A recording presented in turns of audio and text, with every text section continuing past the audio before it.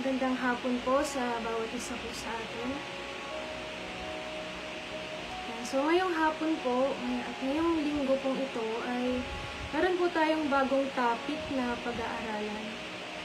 Before po natin start na pag-aaralan ng topic na pong ito, tayo po manang manalangin. Aming Diyos, sa pangalan ni Jesus, salamat Lord sa hapon na ito. Patuloy mo kaming samahan, liwanagan ng mga salita mo, Panginoon. Muna ka sa amin sa oras na ito, purihin ka, Ama, sa Panginoon Jesus. Magandang hapon po ulit sa bawat isa. So, ang topic po natin ngayong hapon at ngayong linggo po ay 11 things Satan can't do. Isang bagay na hindi kayang gawin ni Satan sa atin.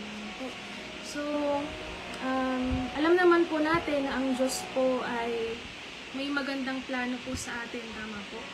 Jeremiah 29:11, ang Diyos po ay may napakagandang plano sa atin at sa future po natin. Ngayon, ang demonyo ay may plano din sa atin. Pinagkaiba nga lang, ang plano niya po sa atin ay hindi maganda. Ang Panginoon po, ang Diyos po ay nag-i-instruct sa atin ng mga bagay sa salita po niya. Amen po. Nag-a-advise po siya sa atin ng mga ways kung papaano makarating one day, amen po, doon sa piling niya. Amen po. Ngayon ang demonyo, hindi po siya nagpapatalo eh. Amen po. Ang ginagawa niya sa ating mga tao, nanunukso siya para one day, amen po, kung gusto niya, yung destination niya ay maging destination po natin.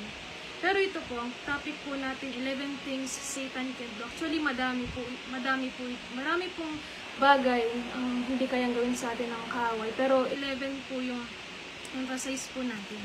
So, start po natin sa number 1. Sabi po dito, he can't do anything he wants. Basahin po natin sa Job, chapter 1, verses 7 to 12. And ito pong story na ito ay sikat na po sa atin, tama po. Ito po yung story ni Job, kung saan humihingi ng permiso ang demonyo o si Satanas na pakialaman ng buhay ni Job. Basahin ko po ng mabilis po sa inyo sa verse 7 hanggang 12. Tinanong ni Yahweh si Satanas, ano bang pinagkakaabalahan mo ngayon? Nagpapabalik-balik ako sa lahat ng sulok ng daigdig. Sagot ni Satanas, napansin mo ba ang lingkod kong si Job?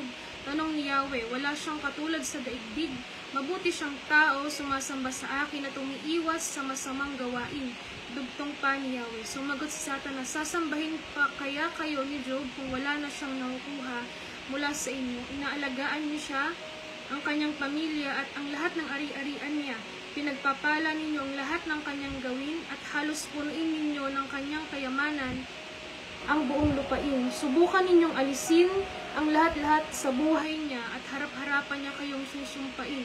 Sinabi ni Yahweh kay Satanas, kung gayon, gawin mo ng lahat ang gusto mong gawin sa kanya. Huwag mo lamang siyang sasaktan at umalis si Satanas sa harapan ni Yahweh.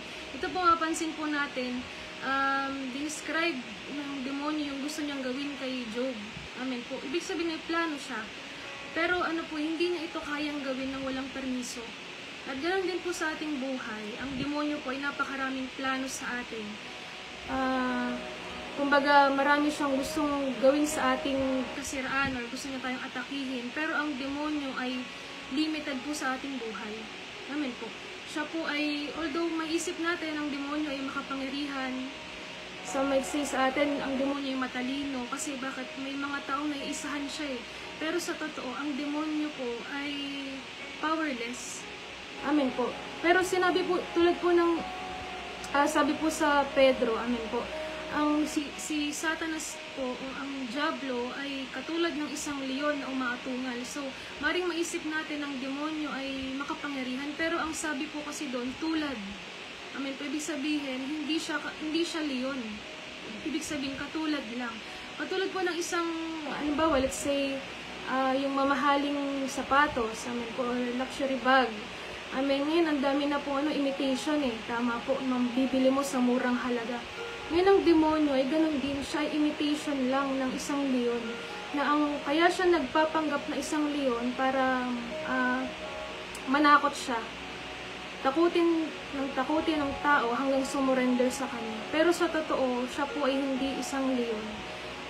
Wala siyang power na katulad ng isang leon. Amen po. Yan po sa buhay ni Job at sa buhay din po nating mga tao, lalo na po tayo mga Kristiyano, ang demonyo po ay powerless unless pahintulutan po natin. Unless, kumbaga, sa isang pintuan, ibigay mo yung susi sa kanya at ikaw na yung mag-welcome sa kanya. Ang demonyo po maraming i-offer sa atin at ang mga i-offer niya pa ay syempre yung gusto po natin. Pero wala siyang power, hindi niya mapapakialaman ng buhay natin, ng lahat ng aspeto ng buhay natin kung hindi mo ipibigay yung susi sa kanya o hindi mo siya pagbubuksan. Amen po. Nandito po sa tulad po ng sinabi ko po kanina, ang demonyo ay katulad ng isang roaring lion. Siya po imitation lang na leon. Kasi ang tunay na leon ay ang Panginoong Jesus. Amen po. Sabi po sabi po dito, siya po yung lion of the tribe of Judah. Ibig sabihin, siya po yung authentic, yung tunay, yung legit na leon. Ibig sabihin, siya po yung may authority. At ibig sabihin po nito, yung leon na yon, ang si Jesus na yon, na tinanggap po natin sa ating buhay, amen po, sa ating puso, yung authority na meron siya, ay meron din po tayo. Amen po. Kaya nga po sabi ng Luke 10:19, binigyan po tayo ng kapangyarihan, tapakan ng lahat ng gawa ng kaaway. Sirain lahat ng gawa ng kaaway. Ngayon ang demonyo, wala siyang power sa atin unless bigyan mo, unless pahintulutan mo. Ito po yung number 1 namin po, isang bagay na hindi kayang gawin ng demonyo sa atin.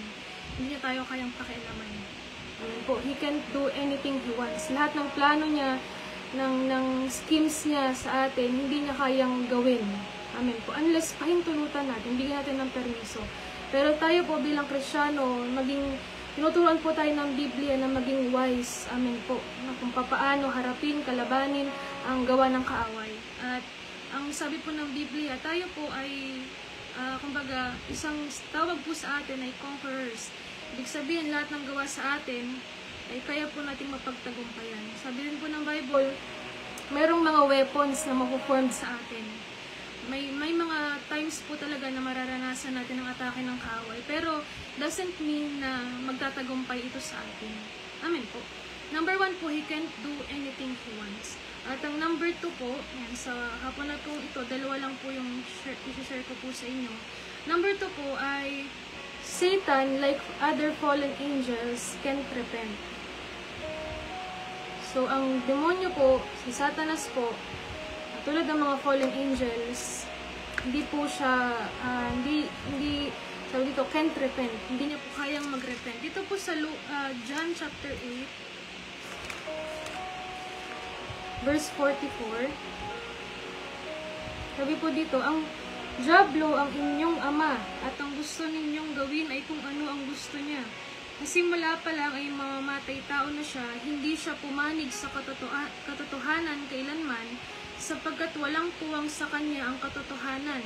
Kapag nagsalita siya ng kasinungalingan, nagsasalita siya ayon sa kanyang kalikasan, sapagkat siya'y sinungaling at siya ang ama ng kasinungalingan. Dito po ang demonyo at ang lahat ng kampon niya, lahat ng fallen angels, ay can't repent. Amen po. Isang major na reason bakit ang mga demonyo ay hindi nila kayang mag-repent ay based sa nature po nila. Isa pong part sa kanila, ito pong mga fallen angels, which is si Satan din, dahil siya po isa sa mga fallen angel. Dati po siyang si Lucifer, na ngayon ay si Satan lang. Sila po ay mga spirito. At ang mga spirito, sila po ay nakadesign na hindi mamatay. Ibig sabihin, sila po eternal being. They were created to live forever. Amen po. As spirits.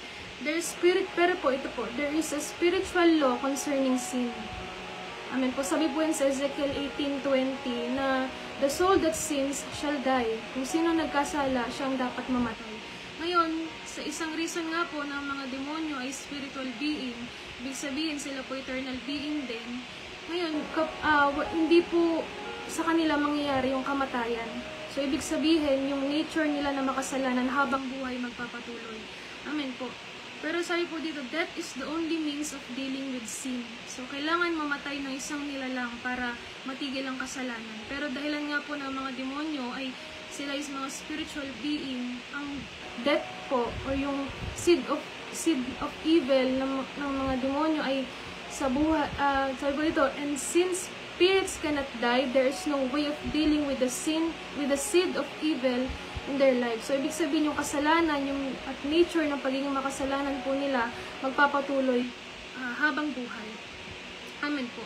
Pero tayo po mga tao ay different po tayo sa kanila. We are built different. Amen po. Sa atin po, man has a nature that can die. So, meron po tayong part sa atin na pwedeng mag-undergo ng kamatayan. Ano po yung body po natin. Kaya nga po yung redemption ay naging possible po sa atin.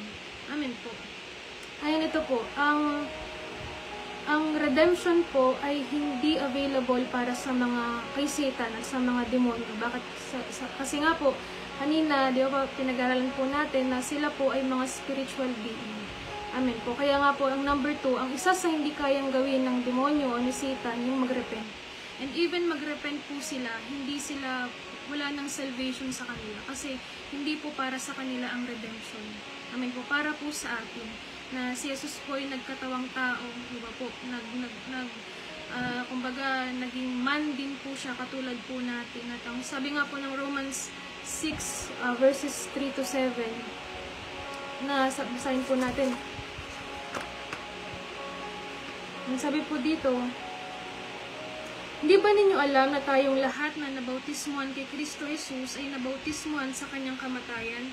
Sa makatuwid tayo namatay na at nalibing na kasama niya sa pamamagitan ng bautismo upang kung paanong binuhay muli si Kristo sa pamamagitan ng dakilang kapangyarihan ng Ama, tayo rin ay magkakaroon ng panibagong buhay.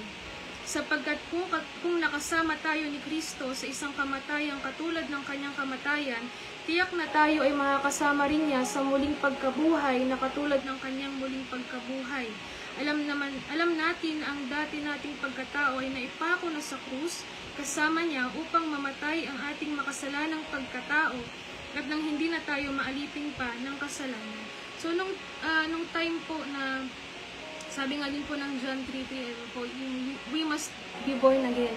So tayo po, hindi katulad ng mga demonyo, ay tayo po, kumbaga sabi dito, kasama na tayong namatay ni Jesus, napako sa krus. So yung nature sa atin ng pagiging masalanan, merong end. Amen po. Hindi po katulad ng mga demonyo. Sila po, kung kahit mag-repent sila, amen po, magmakaawa sila sa Diyos, kumbaga wala po itong bisa, wala po itong magagawa. Amen po. So, ito po yung dalawang bagay na topic po natin ngayong hapon na hindi kayang gawin ni Satan. Number 1, he can't do anything he wants. May plano siya sa atin na hindi maganda, pero kumbaga, hindi po ito magtatagumpay o hindi mangyayari sa atin kung hindi po natin pahintulutan. Amen po. Number 2, Satan, like other fallen angels, can threaten. So, ang demonyo po, tulad nga po na sabi ko po kanina, maaring maisip natin siya po ay makapangyarihan, pero sa totoo tayo pong mas may authority laban sa kanya. Ang demonyo po ay limited sa buhay po natin, or kung mas magiging wise po tayo, wala po siyang lugar sa buhay po natin. Kasi tayo pong binigyan ng Diyos ng authority, natapakan sila, sirain ang gawa nila. Amen po. So ilan po yung may share ko po ngayong hapon. Sige po, manalangin po tayo.